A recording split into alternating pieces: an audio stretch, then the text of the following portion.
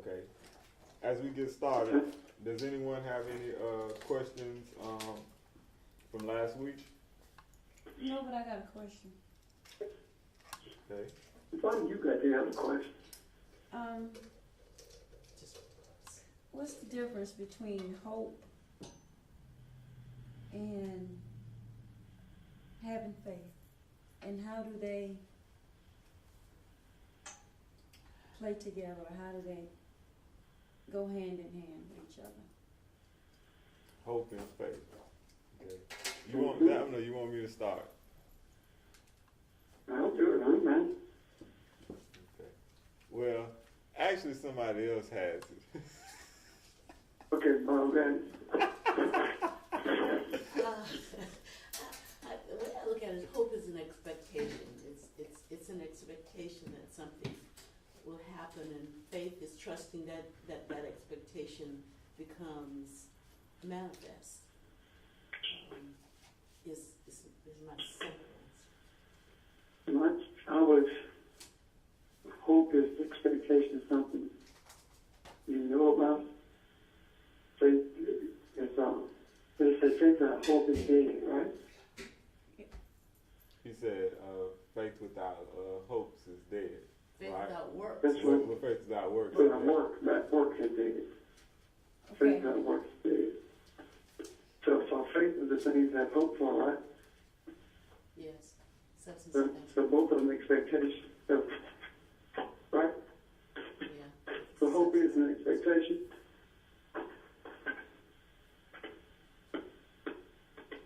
You said hope is an expectation? Faith is the substance of things. What do you say? I say hope is an expectation, but Barbara said, it makes sense. I'm sorry, I'm thinking out loud in my head.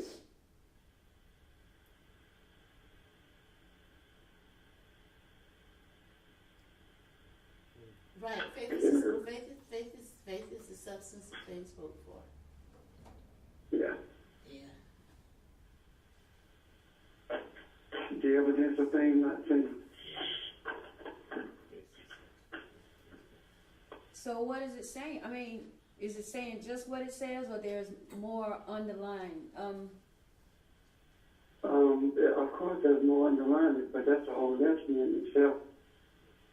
Because when you start looking at substance, you're talking about the vertical essence of everything that is.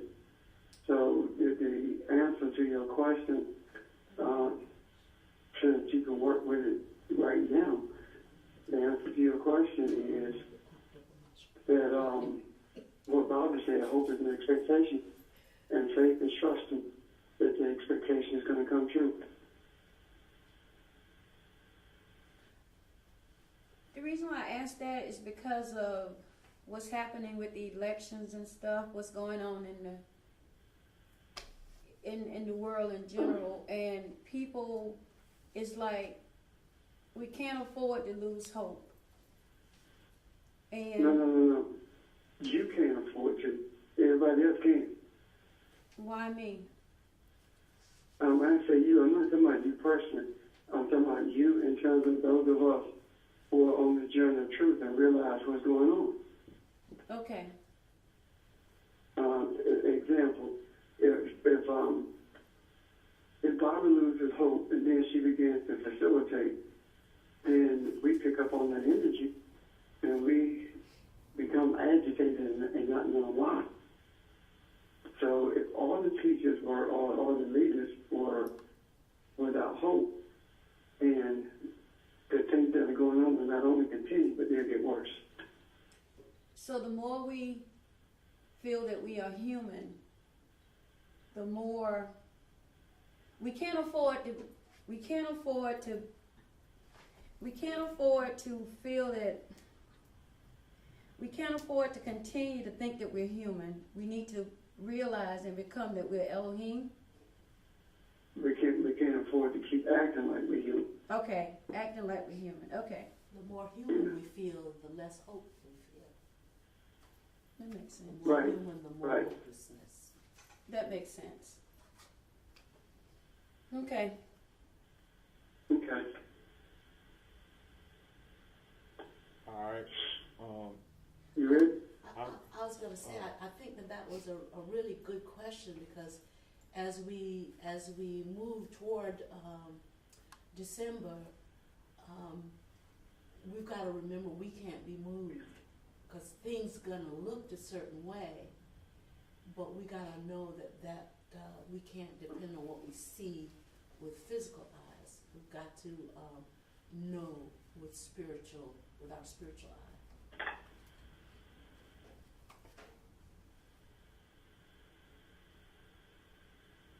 That answered all the questions. Yeah, a little bit. Okay. But what we're saying, I guess sometimes it's just good to talk things out, because you get a better understanding when you talk things out. Absolutely. It actually ties in a little bit on what we're going into today as well. Pastor, I'm gonna let you introduce it, and then I'm gonna come in right after you. So I guess more so how we actually got to this, or why we're talking about what we're talking about today, so to speak. Okay. Last week when we were talking about 10, 11, 12, you know, we came to the conclusion that if you add 10, 11, 12 is 33. And 3 plus 3 is 6. As was related by Jamil, 33 times was Elohim mentioned in Genesis, the creation, and 33 public miracles were performed by Jesus. And Jesus was 33 years old when the ministry ended. Now, that means that things ended at 33, but something had to start. When we look at, I want you to mind that when we look at 12, 21, 12, that comes to 333. But that's our divine perfection. However, when you add 12, 21, 12, you get 45. And 4 plus 5 is 9. So if you take the 6 from adding the 3 plus 3 at 10, 11, 12, and you take the 9 from adding at 12, 21, 12, you get from the 6th to the 9th hour. And the scripture says from the 6th to the 9th hour, the land was dark. Land means earth. So from the 6th to the 9th hour, the earth was dark. That was when Jesus was on the cross. And from the 6th to the 9th hour, if it was dark, it means that there was lack of understanding. There was confusion. There was disorder, however you want to do it, evilness. Now, unrightness. Now, if that is the case, then between 10, 11, and 12, and 12, 21, 12, we are experiencing chaos. That's why some of us have felt extremely agitated, feeling like could not get things going, things won't go our way. You feel when you say like, this is not my day type thing. Yes. The small things frustrate you. And nothing really, really big is happening. Just the small things frustrate you. Things that would even phase you in the past, now they frustrate you to no end. That kind of stuff.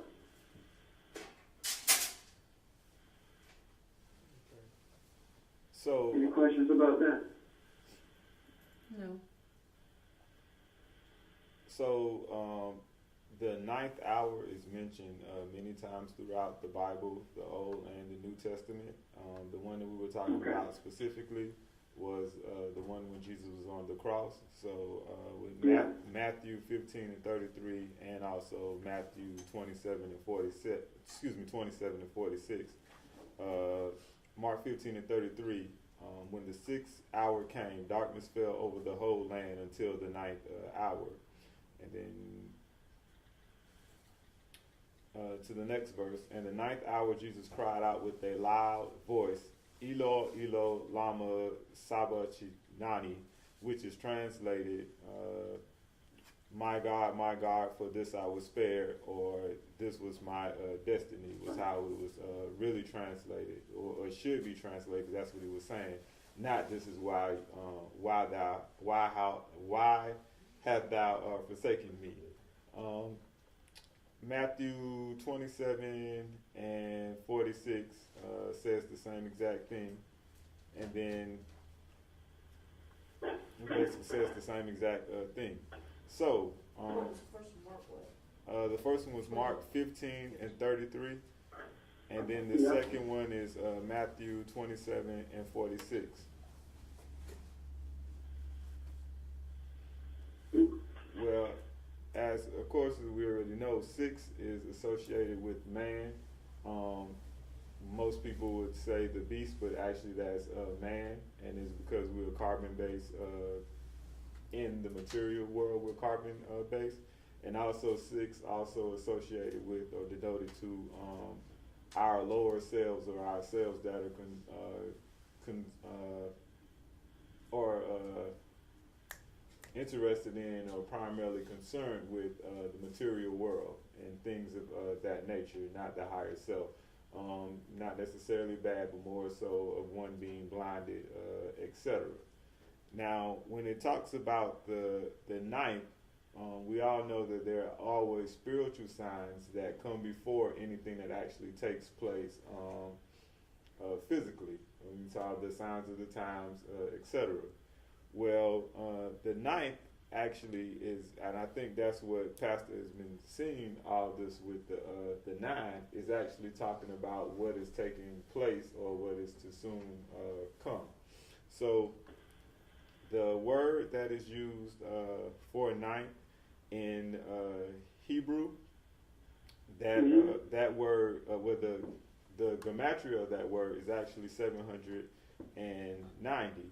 And is also associated with, these are other words that have the same value as the 790, is breath, dew, bereave, habitation, year, trumpet, reap, dough, take, remnant, consumption, field, broided, cast, oath, name, salvation, thought, delight.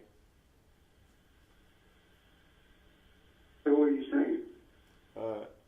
What I'm saying, well, I'm getting to it, but Oh, okay. Okay. well, the 9 itself, going back to other places in the Bible where it's also used, is used in Matthew 20 and 5. Again, he went out about the 6th and 9th hour and did likewise. We just mentioned 27 and 45, 46. Acts, I'm building on something. Acts 3 and 1, now Peter and John went up together into the temple at the hour of prayer, being the 9th hour.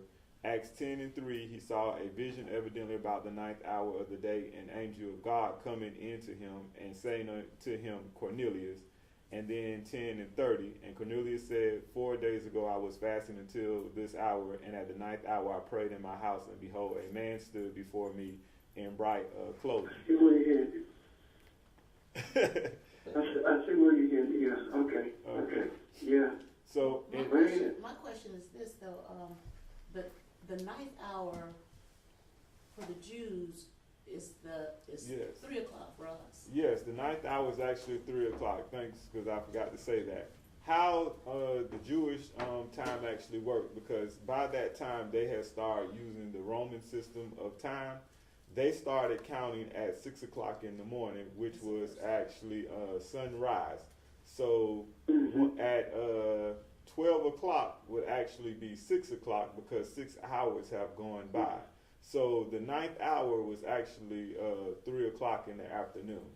And what they did is they were called watches, and they had watches in groups of 3. So it was 4 watches in the during the day, and there were 4 watches in the evening. So once you got to our 6 o'clock in the evening, that's when the night watch was actually starting for them. So when it says the 6th to 9th hour, is actually talking about from noon to 3. and we only actually really associate it with this 12-hour period, so to speak. Okay. All right. Now. Okay. Go ahead. Go ahead. Oh, okay. Go ahead. So, when I said that the number that was also associated with the ninth, the gematria of it is 790. 790 is a powerful spiritual number as it made up the attributes and vibrations of the numbers 7, 9, and 0. Number 7 bringing its influence of spiritual awakening, development, and spiritual enlightenment, good fortune, individualism, inner wisdom, persistence of purpose, and endurance. Number 9 resonates with the attributes of universal spiritual laws, compassion, benevolence, and generosity, leading life as a positive example, service to humanity, and light working. Number 9 also relates to endings and conclusions. Number 0 carries the influence of the God force of universal energies and amplifies and magnifies the energies of the numbers it appears with. Okay, now, so as we go to any questions thus far? So putting that all together then, 790 means, which is the ninth hour, representative, which is the gematria for the ninth hour, Mhm. number 9. For ninth, yes. For 9, okay. And that's from the Hebraic meaning of ninth. Okay.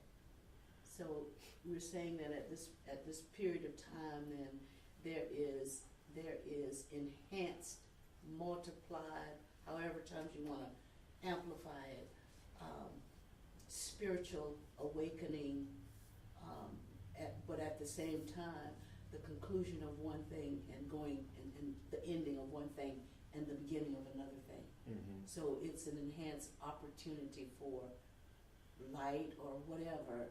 Well, light, not Mm-hmm. whatever, light. If 7 means awakening, it's almost like a light bomb. Mm-hmm. In fact, And the thought I just had is what Evelyn asked about earlier there as far as hope and faith. When you say the evidence, well, you know how the thing goes with, because I'm messing up, not seen.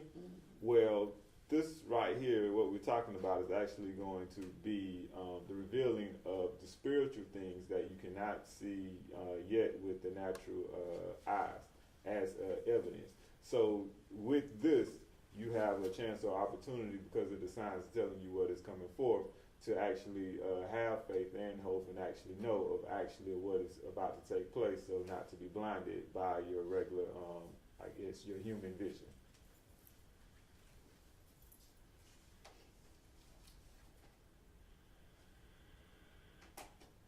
so for I was waiting for you to go ahead. So for us, the key for us who are at least more aware is staying focused, again, not on the seen in the natural, but on the seen or known in the spiritual. While everybody else is focusing on what they see externally, we've got to be we've got to be focused on what we quote unquote see spiritually. Mm-hmm. That's the key. To stay focused, because it's so easy to get caught up. Yeah, it's so easy to get distracted, and you see what's on the surface and not really seeing with your third eye. It's just, that's the key. You just have to stay focused. Okay, now on to 9. What's significant about 9? I want to see it. Yeah, Sheldon, before you move, what Evelyn was saying about staying focused, right? Mm-hmm. That's what I was talking about. When I was talking about between the 6th and the 9th hour, between 10, 11, 12, and 12, 21, 12, Mm-hmm. that would be laden with distraction to keep you from focusing. The thing that you think that you've handled will rise again and create contradictions. So those things will keep you from focusing. I try to anyway. So that's why we have to be aware of what's going on so that when these distractions occur, you will know the reason they're occurring and you can get through them. The other thing is the 6th to the 9th, right? 3 plus 3 is 6, that's man. But when you get to the 9th hour, everything changes. I saw an angel of the Lord. I saw a man at the 9th hour. You see what I'm talking about? Mm-hmm. So when we get to 12 to the 112, there will be a spiritual awakening, especially for those who are on the journey with the expectation that it's going to happen. And you go again to the hope and faith that Evelyn mentioned earlier. Does that make sense? Yeah. Well, since you already want to go there, the 6 and the 9 actually also, I guess before we get into 9, it placates with the above and the below, and the reason that it does that is because Right. 1 is just flipped over. So 6 plus 6 plus 6, 666, the mark of the beast, is actually equals to 18, and then 1 plus 8 equals 9. If you were to look at 6 from above, from your higher self, that 6 is actually a 9. It's just at the bottom, it is a 6. And so, in 999, 9 plus 9 plus 9 equals 27. And then 2 plus 7 also equals 9. And this is demonstrated if you go quickly in your Bibles to, as far as the 666 is concerned, Matthew 10 and 10, 34, and 35. Give me a You said second. Matthew? Matthew 10, 34, and 35. And give me 1 second to get there. And we've discussed that verse in here. And then when we talk about the 666 aspect of it, and this is Jesus speaking, do not think that I came to bring peace on earth. I did not come to bring peace, but a sword. And then that was 34 and 35. For I came to set a man against his father, and daughter against his mother, and daughter-in-law against her mother-in-law. And basically what Jesus is basically saying here is he is not here on earth just to have everything to go on easy as it was going with conventional wisdom and things of that day, etc. He came to flip everything upside down on itself, which is why his teachings, of course, were so radical, and most people did not necessarily accept them so easily. It was something that they were not used to at all. And so that aspect of it. Go ahead. Go ahead. When you finish your thought, I want to show you the progression of something. Okay. But with that aspect, that was something that was actually necessary to get them, or to go with the Father's plan, as Jesus always said. That's the only thing he was doing. That was necessary. But to everyone at the time, that was 666. That was evil. But if you were above looking below, this is something necessary. This is something good, because this is actually changing the people. They're actually just fighting with it themselves. But this is a necessary process that they have to go through. You wanted to say that before I go to the 999? Yeah, I do. If you look at the progression of it, 7 is the completion. It's natural material completion, right? Uh-huh. 8 is grace. So the 6th hour is man. The 7th hour is man's completion of his desire to create the God for himself, or world for himself. 8 is the grace of God allowing us to get to 9, which is the divine perfection.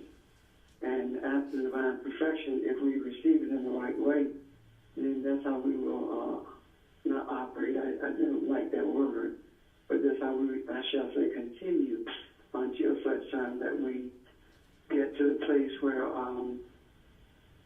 we are as he intended us to be. Can you see that? Uh-huh. Because 8 is also to begin something new. That's why the circumcision was done on the 8th day. The circumcision was about flushing out impurities or contamination.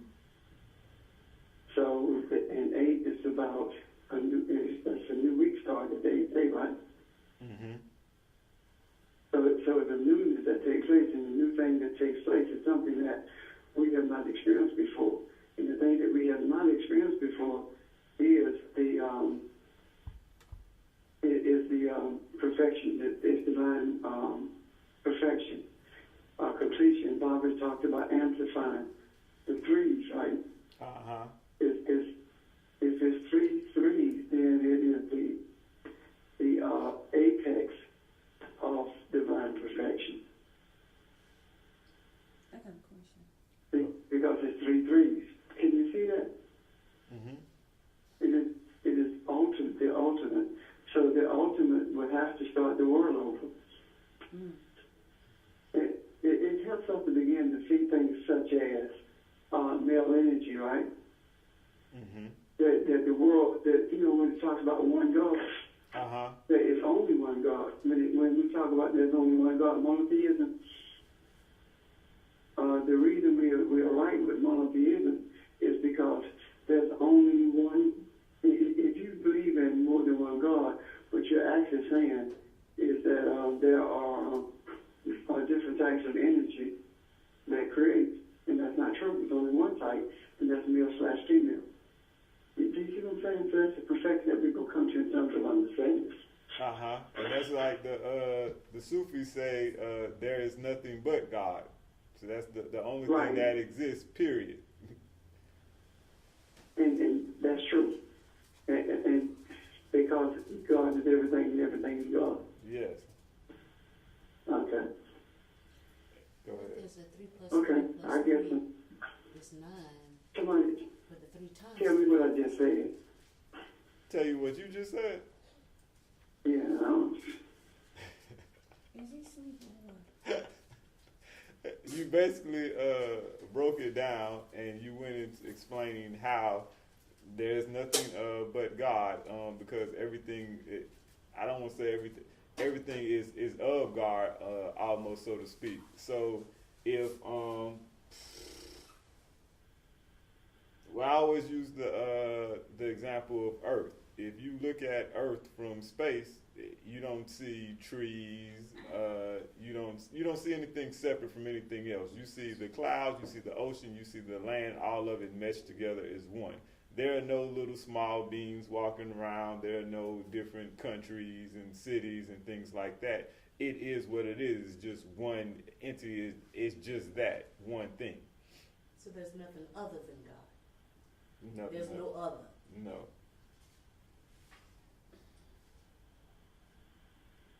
Go ahead with your question before you bust. Okay, if the is it the sixth day that we say that never ended, or the seventh in Genesis? Say it again. What day that you say that never ended? That Let's be kept. It stayed open. what day And again? now it's go ahead. What day you say never ended? Never. Yeah. What day never? Seven. Okay. So Seven. why are we saying that? Why are you mentioning the eighth day?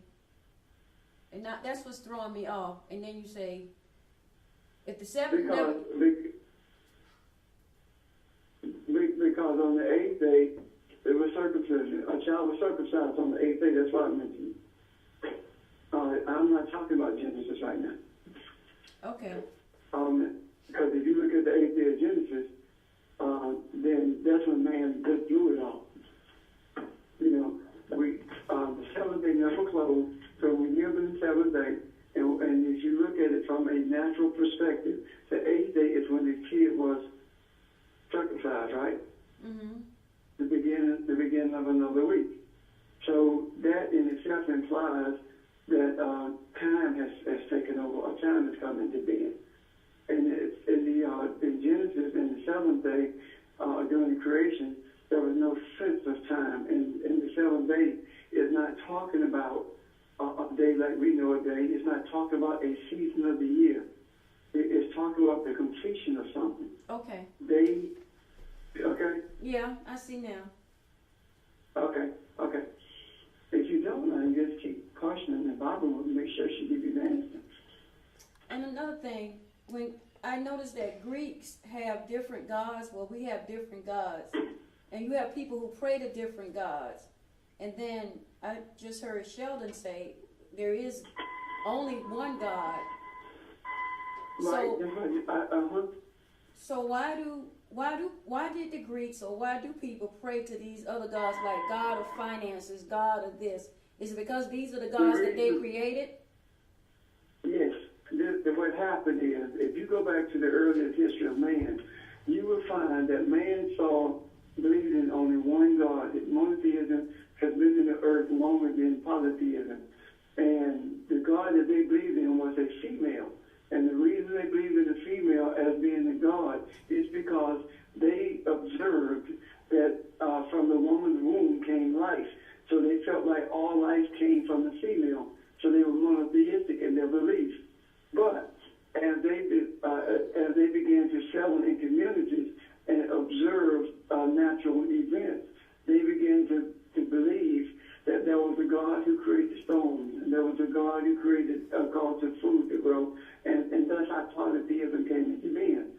Abraham was not the first person to believe in monotheism. It was a recurrence of the belief in monotheism. As a matter of fact, monotheism, the belief in one God, started in the area that is now known as Turkey.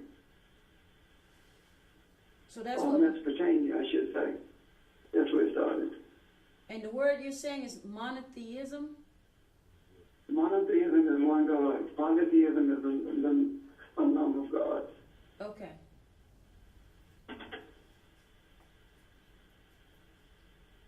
Okay, and on the flip side, we went to the 666, or as the 666 is perceived in the natural from Jesus, to Matthew 12 and 7. We'll start off with verse 6. That gives an example of the 999, which would most people could definitely see the good part of Jesus. Like, this part makes sense, so to speak, of what traditionally is associated with Jesus, because him causing fire and chaos, this is not Jesus. No, this is not Jesus, but this is the one that's more so accepted, but this is the other side. But I say to you that something greater than the temple is here. And then to the next verse, the 7th verse, but if you had known what this means, I desire compassion and not a sacrifice, you would not have condemned the innocent. But showing more so the compassion and the heart of Jesus in this verse right here. Any questions right quick before I go on, because I'm going on to the meaning of 9. I was thinking, why would Jesus come to turn mother against so-and-so, families against so-and-so? To rock your world. Yeah. And that's another way to say it. Yeah, why would he? That's why he did it. To get us out of this, we are in this sleep. We are in this trance. And we do things the way mom and dad taught us to do, the way our society enculturated us, to the way we learn the rules in school, to do things a certain way. Everything that this environment poured into us to make us just be one of the many, instead of stepping out, breaking out. And so mom against daughter is sort of rocking our world. Son against father is rocking your world. Abraham made a decision that he was going to leave the land of Ur, to leave his father. That this is the same kind of concept in a sense. So that's what truth does. Yes, if it's true, it does that. It gets you out of the mold that everybody's been pouring you into from a physical perspective. So you're saying that it breaks a traditionalism? It breaks the mold, right? Whether it's traditionalism, whatever it is, you're right. What do sons and daughters represent again? Is it desire and something else? Thought. It's just thought. Sons represent thoughts. daughters are an aspect of that as well. So it's designed to rock our world, to change the way, to change the way we've been thinking about ourselves, the way we've been defining ourselves. Well, I'm only human. Mhm. I'm just a man. That's not so. Right. So Okay. So, going back to right quick before we get totally to 9, I guess to take us into the number 9. Was there anything else before I go forward? To go into the that's a number? good question, because I'm still stuck on it, On on the same thing. okay. I am too. I was still stuck. I was Put still together. turned to it. Where I am come to set a man at variance. I was still there. So you don't know it, but you went to there. The questions are there for a reason. When it was spoken today, when Pastor was talking about 3, 3 being. That's all you gotta do. Hello? About the 3 divine manifestations, actually to build us up to 9, 3 times 3 equals 9. And when I say 3 times 3, because we're talking about 3 equals divine manifestations, but we're talking about divine manifestations of the spirit world, the world of the soul, and the world of matter, all collapsing into one and reaching that divine manifestation. So going into what 9 represents. 9 represents full life. 9 represents the gestation of man as far as 9 months of being pregnant. It deals with, Jesus was actually seen a total of 9 times by his apostles and disciples after the resurrection. It deals with harmony. It deals with patience and meditation, plenitude of talents, reward of the test, achievement, and human immortality, and then also completion. And so I think with what Pastor was talking about with 9, and we were talking about earlier as far as faith is concerned, and we were talking about more so staying the course, and also talking about what 9 represents. But 9 represents this all this stuff as it is not yet seen in the physical world. It is a reminder of what is to come and what is actually taking place. And I've said this before as well. Anyone who would ever witness birth for the first time, they would think something terrible was actually taking place. Yeah. But it is life. It is the same reason why I've never done it, but why many men who know what's taking place go and see it and faint. It's the same reason. So that actually goes directly to what is taking place now, and what we see and what is to come. But for you to actually know what is to come, so most of you have kids in here. So if you physically went through birth and you know the pain, etc., that you went through, which I cannot imagine, but just from the outside it looks like a lot. Then imagine that it's the same thing that is going forth in the earth. So you know that there's a reason why you're doing it, and it is for something much better to come, which we were talking about with 2012. But think about this too.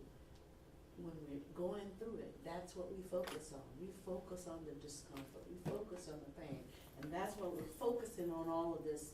That's to me is symbolic of the natural world. Mm-hmm. You know, of what we feel and. Yes. And what we think from a natural perspective. But the birth, once the birth occurs, I mean, it's hard to focus on the birth when you're really going through. And that's how I feel right now. I feel agitated. I feel anxiety. I'm pissed off. I'm mad. Not at you. But I'm just saying. I'm just. Tell me that, Mark. And well, I talk to him later. But I'm pissed off. I'm mad. I'm just agitated. I'm distracted. I am. There are times I want to cry. I'm just sick of everything. And I know that it is a birth that's taking place. and I am concentrating on the pain that I'm dealing with. I know it's not just my pain. I know that it's just so much that's happening, and I am mad and I'm pissed off, and I'm ready for this stuff to end.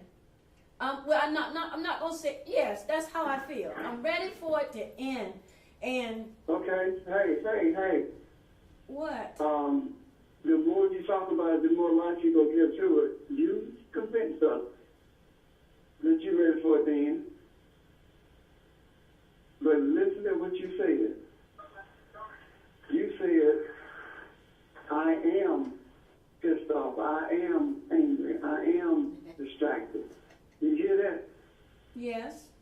You define yourself as So if the I am ceases to be distracted, the I am that you are, right?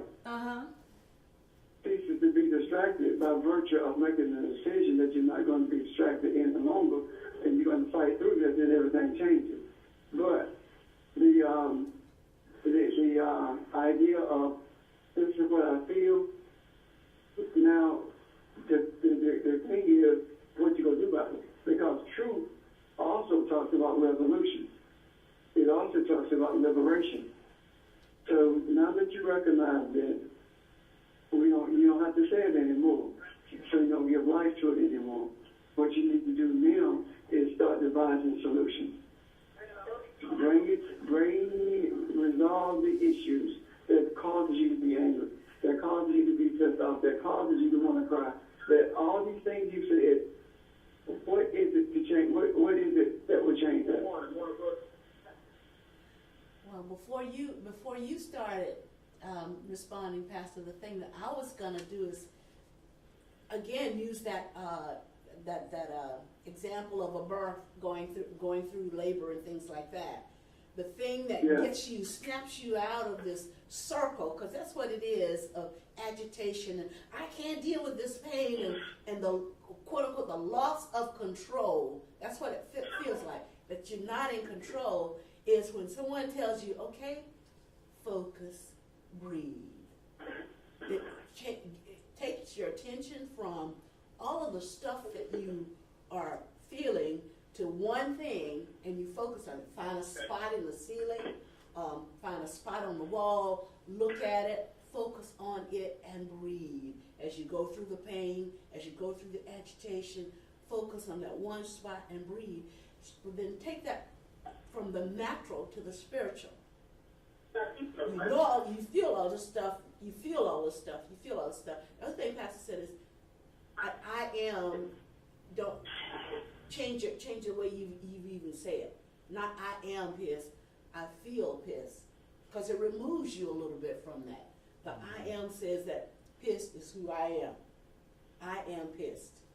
Pissed is who I am. Okay. As opposed to I feel pissed, which at least removes you from that a little bit. At least allows you to leave it at any time that you decide you want to leave it. It creates a little space. Yeah. I understand what you all saying, and that's true, but that's how I felt at the time. Right, understood. Yeah, I'm saying it to Pastor too. That's how I felt at the time. So by me saying, Nobody's denying that, Evan. I know that. That I know. But what I'm saying is, I needed to get that out. That because that is how I was feeling. But Barbara, when you said earlier that I needed to, instead of saying that I am pissed, I need. And that's what Pastor said too. I said, but I'm saying what you're saying. You were saying breathe, just breathe. When you're feeling that way, just breathe and don't concentrate on the feeling. Yeah. Concentrate on the breathing. Yeah, just and as you concentrate on the breathing, then the things that come to you is, where does that breath come from? It reminds you. And the reason why I say that with her, because when we were, and not just missing what he's saying, but when I was pregnant, they will tell you breathe, and breathing does. I don't know what it does, but it does. What get you? It gives get you your, something to focus on. Yeah. Other than That's what what you. Yeah. doing. That's why Yeah, I'm not dismissing what he's Change saying, your huh? focus, because you are focusing, but you're focusing on the pain that you're Mhm. feeling. Yeah, I'm not dismissing what Pastor was saying. What he's saying was true, but when she said breathe, when we're pregnant, they do tell you to breathe. to get you off of that, what you're dealing with. Yeah, because what you're actually doing is you are making actively what you actually focus on. So at the time, that's why all the time a lot of times in meditation, they tell you actually work on your breath, or you just focus on breathing. Yeah, so you think of I heard nothing that. else in the world but breathing. So at that time, those other things that existed no longer exist, because the only way that they actually exist is because you make them exist. Nothing can exist without there being thought towards it. I think what broke the straw that broke the camel back, this girl, husband beat her. And you're hearing a lot about women being battered and stuff like that. And I'm to the point, enough is enough.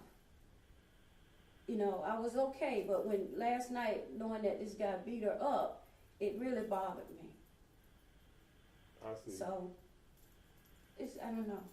And at the same time, with that being made known to you, you have the choice, or you have the opportunity to actually be there, what we call an intercessor, to be in there, to be in the place for her, to give her peace and comfort, and for her to actually leave that situation and move on, and then hopefully this guy, etc., can get himself together and get help as well, because even he needs help, because to Yeah. actually even want to physically harm someone, there's some type of imbalances or some type of peace that he has to have within himself as well. So with everything that actually takes place like that, there's an opportunity for that to actually change. Had you not known it, and had you not been able to comfort her, etc., maybe she would have stayed in that situation, and then they would have stayed stuck in a rut and not been able to remove themselves from that situation. So when people bring things to you that are perceived to be as bad or horrible or whatever, you still always have an opportunity to help them move past that. And that doesn't mean that you actually have to be there in the room with them, or contact with that person in order to help them, but it gives you an opportunity to do that. When we talk about when Pastor was talking about a little while ago, as far as the teachers were concerned, and just for you knowing who you are, you automatically have power to do that. So instead of feeling that way about her, think about all the good things, and those good things will automatically be manifested, those thoughts that you have. But let me kick it up a notch. It's not just the girl that's the issue. It is not just the fact that her husband beat her. It's bigger than that. That's just symptomatic of what's going on in the macro. And so what you got to do is step back again. That just it was something that you identified with in a sense, because you said, how can she stay in this whatever, but you're not that person that just identifies with that anymore. There's more to you than that. Yeah. So you've got to step back and walk into that. What's that more to you? What is that role? I'm Elohim. So what does that mean? I don't necessarily just focus on that one issue. My issues are bigger than that. My issues are the world. And that man whipping the wife is simply a manifestation of what's going on in the macro. So.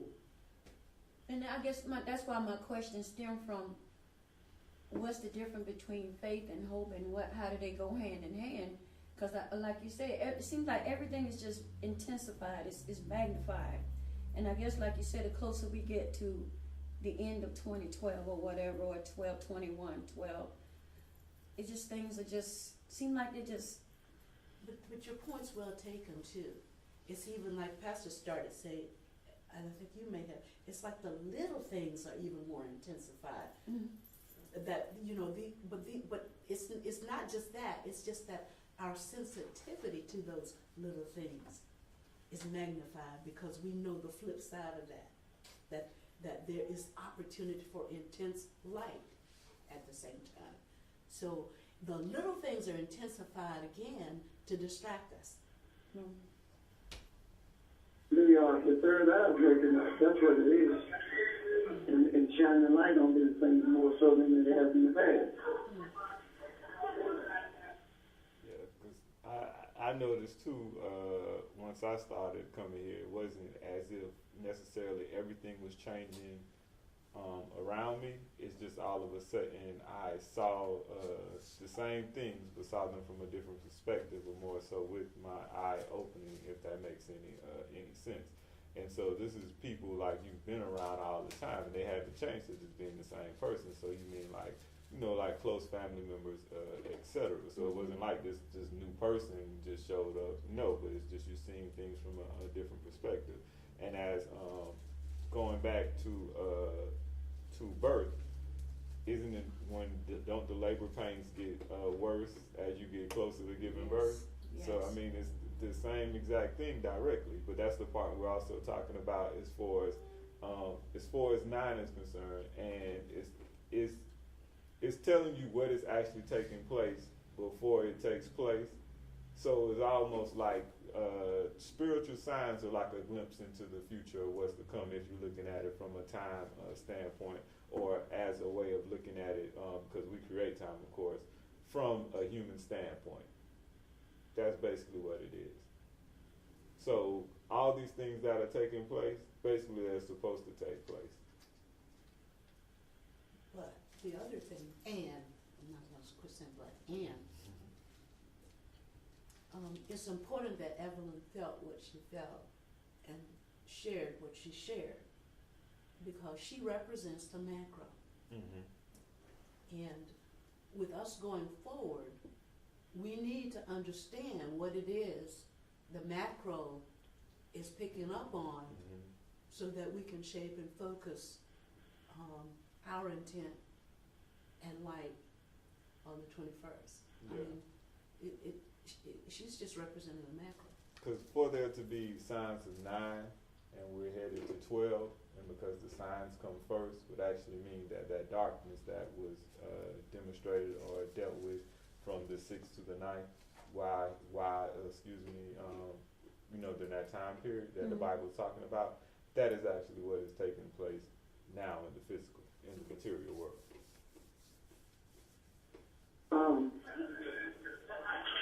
There is a scripture that says, now is the judgment of the world, and the prince of the world must be cast out, in John 12 and 31. And what it's actually saying is that now is the time for justice, to make a decision about justice. And the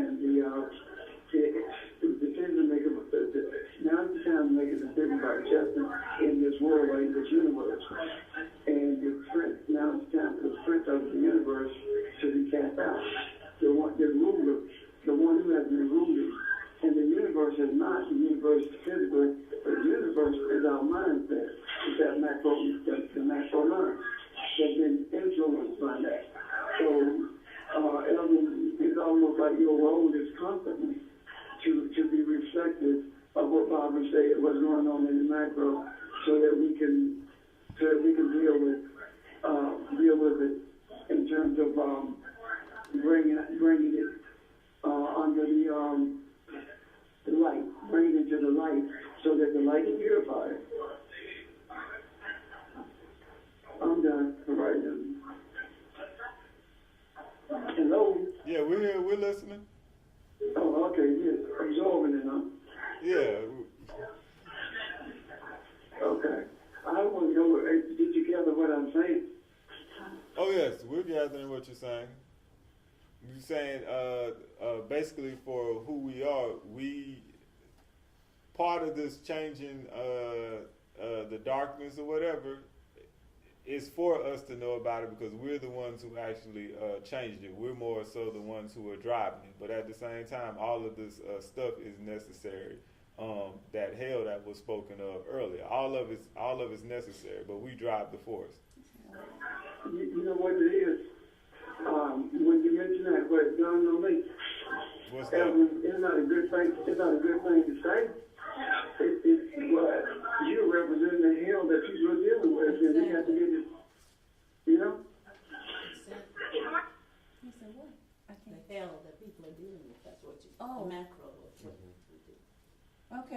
Okay. You see what I'm saying? Yes, sir.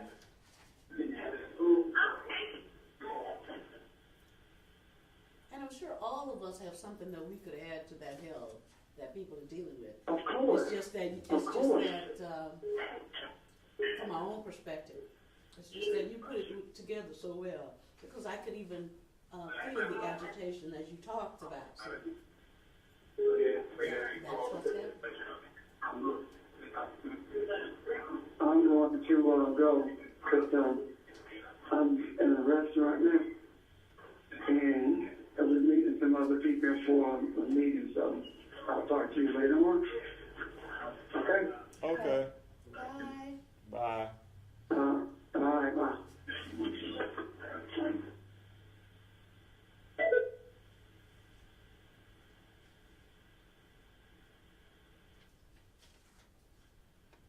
So in regards to all this that we're talking about, I was about to say, so where are we? So he did make the statement that the universe is our mind. The universe, yes. Everything is more so, okay, how to explain this? As far as our mind's concerned, who we really are, I don't want to say you have two minds, but it's kind of like two minds that are a plane that we actually focus on. One of them being your ego, which would be like the simple things, just dealing with yourself that you're concerned with. Mm-hmm. But that's not who you really are. That's why I say I don't really want to say two different ones, but that's what it actually perceives or seems to be. And then the other one would be, which is the true or the real one. And I'm just trying to put this in words the best way that I can, would be it's the same thing as your higher self. It would be you concerned with all, etc. So, but the thing is we focus or think with both of those minds, so to speak, at different times. But yes, as far as everything just being our mind, that is all that's actually being created. Yes, your body is not. That's just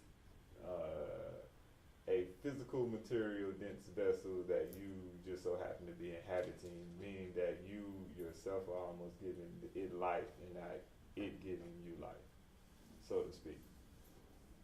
Okay. You have to keep asking questions for me to keep on going forward with that, though. What you saying makes sense. And But- this morning I was just thinking, the more I act, like you said, the more I act human, the less that I realize that I'm Elohim. I think I mentioned this to Ron one time, and he was talking about something, and I started thinking. If you were to think, going through your everyday life, that you are God, and so you were aware of your thoughts, and you realized that you were affecting everyone and everything, versus you having the power to dictate and change everything, that will put a great deal of responsibility on you. Mm-hmm. However, at the same time, you would be more mindful of what you thought, and if you realize that I myself can change any particular circumstance or whatever, and it's almost to the point where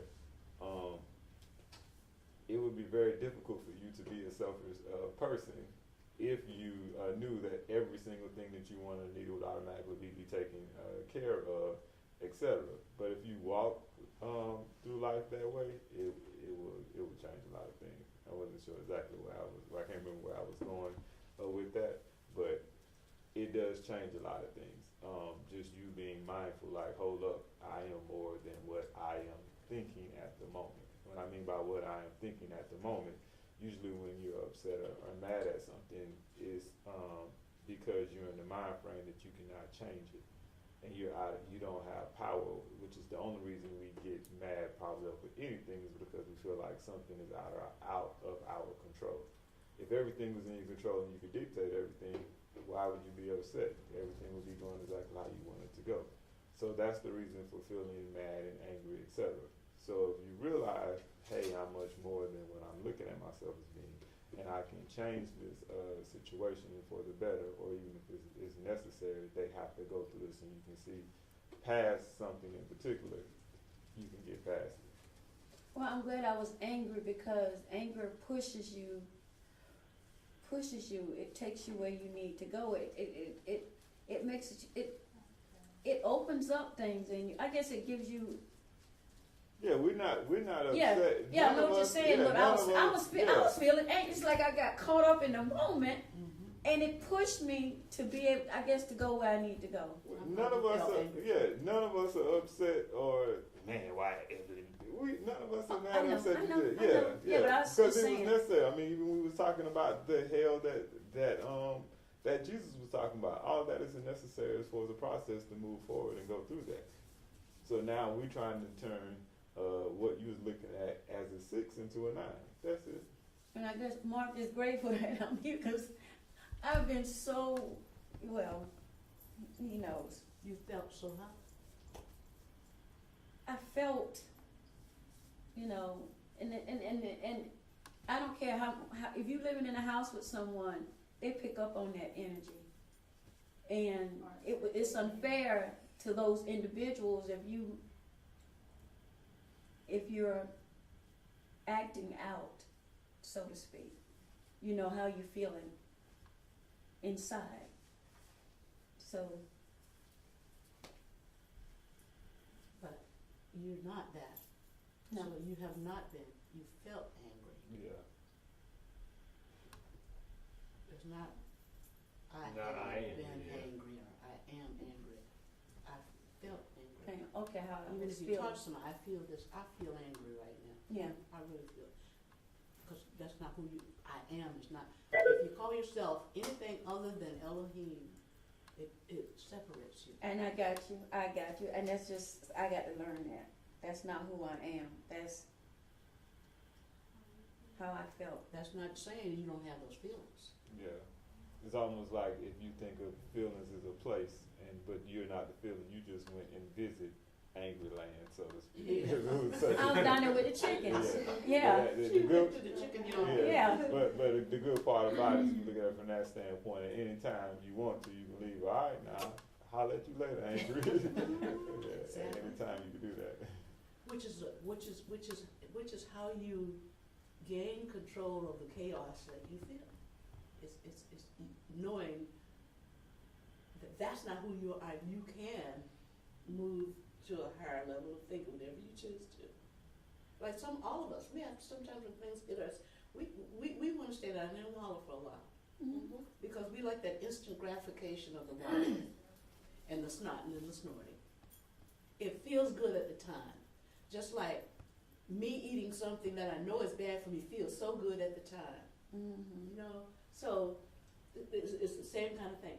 What I eat is not who I am.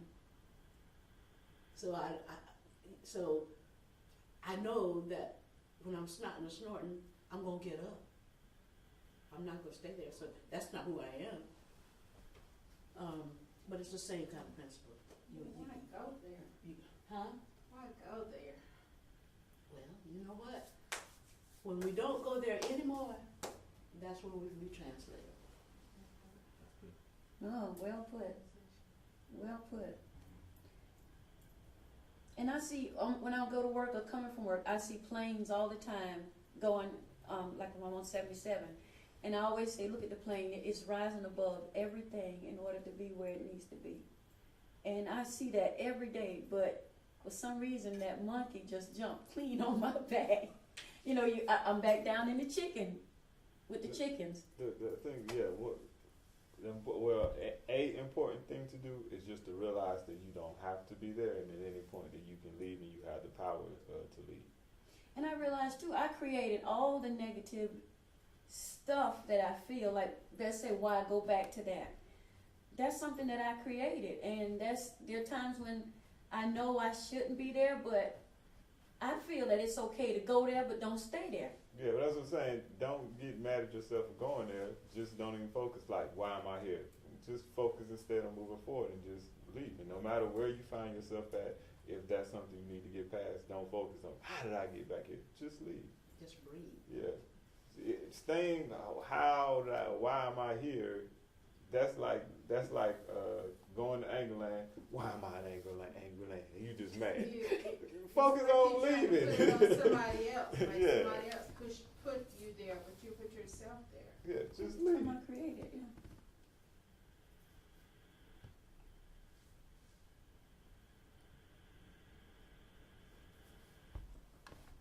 Well, if there anything else, I'm finished. Glad you got Angerland. Mark glad too. Mark, say it again. And don't get mad. Mark says, don't go to Angryland. Just go Just there with breathe. me. Yeah. Because I'm taking you there.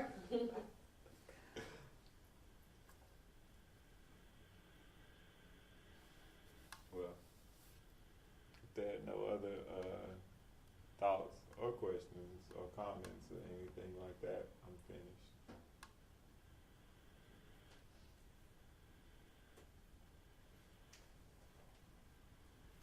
Thank you, Evelyn, for the introduction and the conclusion to today's lesson. It was needed. I love y'all. I love you too. Yeah, but you know, what you did is not just for us. It was Yeah. for millions. You gotta understand that. I know that. It wasn't just for you. And it wasn't just for us. So there's gonna be some other people that are gonna settle down a little bit because of that. And right quick before we leave, when I was saying earlier today about this is not something as far as the locality is concerned, just basically being in the presence that you are with someone, just on a science level, what they did an experiment. Is this quantum physicists or whatever, and they've done this study in several places in the world. And of course, we already know that humans give off magnetism already. So what they did was they had two individuals basically like concentrate on one another. These are just two people that don't know one another. And so then what they did is they monitored the brain waves and the brain activity, the different parts of the brains, etc. Because you can measure that because it's just electro pulses moving through your brain. So, of course, at this particular time, they noticed a correlation between the two. And so then what they did next is they separated the two individuals and they put them in these, like, I guess you can say chamber or boxes that do not allow any type of magnetism out of that box.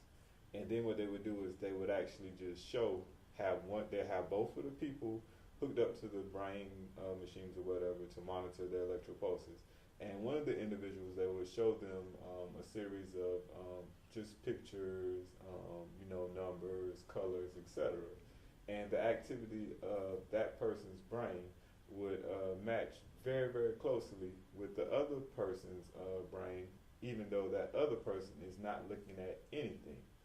But they have the same exact activity going on as far as the types of things that they're thinking about, etc. So as you think, everyone thinks, because everyone is tied in with basically the same exact mind, so to speak. Yeah. So that's the thing I kept talking about, not being local as far as being able to touch someone physically, etc. Every time when it's almost as if when you walk around places, etc., there is no such thing really as a private thought. The person is not necessarily going to know exactly what you're thinking about, and to a certain point they may not even be conscious of it, but they're picking up on thoughts and things from you. And so if you are thinking certain things and you walk by me and all of a sudden I start thinking about certain things or whatever, I don't necessarily know that you're having that influence on me at all. I think that thought is a thought of my own, and it is taking place from myself. So because this is not something that I can necessarily see, because you don't have nothing to say, okay, Evelyn's thinking this, and this right now. This is the same thing that I'm thinking about. So my thoughts just came from Evelyn. There's no way or no type of proof for that to actually take place, because as a human, how we gain human knowledge is just by observing things or having experiments. Well, it's impossible to really have that observation or experiment on a human level, but it's taking place, which is why we don't readily or just automatically know that. I hear what you're saying. But it lets you know the connection that we are one but many. Yeah. So, Well, if there's nothing else, Trying to get down, aren't you? what do you mean? No, I mean, finished. Yeah. No, because I added in that other little part. I didn't have to add in. It just hit me just now. If I had something else, I'd give it to you. I'm joking.